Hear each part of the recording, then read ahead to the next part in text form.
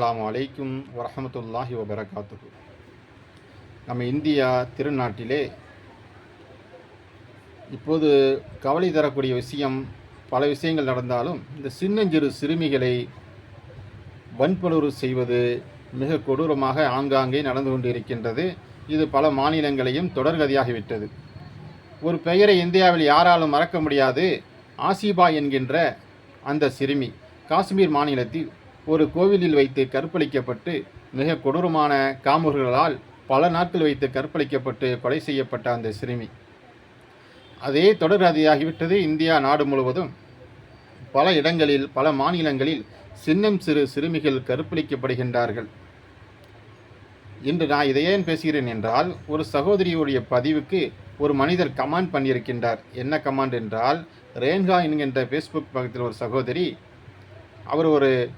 அவர் எப்படி எழுதியிருக்கின்றார் என்றால், ராஜஸ்தான் மாநிலத்தை சேர்ந்த 13 வயது சிறுமியை 34 ஆண்கள் சேர்ந்து கூட்டு பாலியல் வன்புணர்வு செய்து அந்த சிறுமி இப்போது கவலைக்கிடமாக இருந்து மருத்துவ சிகிச்சையில் இறந்து விட்டார் என்று அவங்க பதிவு போட்டிருக்காங்க. ரொம்ப கவலையாக அவங்க பதிவு போட்டிருக்காங்க, ஒரு குழந்தை இறந்துருச்சு அப்படின்ட்டு. அது கீழே ஒருத்தர் கமெண்ட் பண்ணியிருக்காரு, ரங்கசாமி என்கின்ற அந்த மனிதர், அந்த நேமுள்ள அந்த ஃபேஸ்புக் பகுதியிலேருந்து கமெண்ட் பண்ணியிருக்காங்க. என்ன சொல்கிறாருன்னா, அந்த சின்ன சிறுமி இன்றைக்கி பாதிக்கப்பட்டிருக்கு இல்லையா, 34 ஆண்களால் கற்பழிக்கப்பட்ட அந்த சிறுமி கர்மா என்கின்ற அந்த பலனை அனுபவிக்கின்றது. கர்மாண்டா என்ன? முன்னொரு காலத்தில் அந்த சிறுமி வெள்ளைக்காரனாக, ஆங்கிலேயராக இருந்திருக்கும். ஆங்கிலேயராக இருந்த அந்த சிறுமி அந்த காலத்தில் ஒரு ஆணாக இருந்தது. இப்போது இந்த சிறுமியை கற்பழித்த அந்த 34 ஆண்களும் அந்த முற்காலத்தில் பெண்களாக இருந்திருக்கின்றார்கள். அந்த வெள்ளைக்காரன் இந்த 34 பெண்களையும் கற்பழித்து கொடூரமாக அவன் சிதைத்திருப்பான். அந்த கர்மாவின் பலனாகத்தான் அந்த 34 பெண்களும் மறுபிறவி எடுத்து 34 ஆண்களாக பிறந்திருக்கின்றார்கள். அந்த சிறுமி முன்னால் ஆங்கிலேயராக வெள்ளைக்காரனாக இருந்த அந்த ஆண் இப்போ பெண் குழந்தையாக பிறந்தது.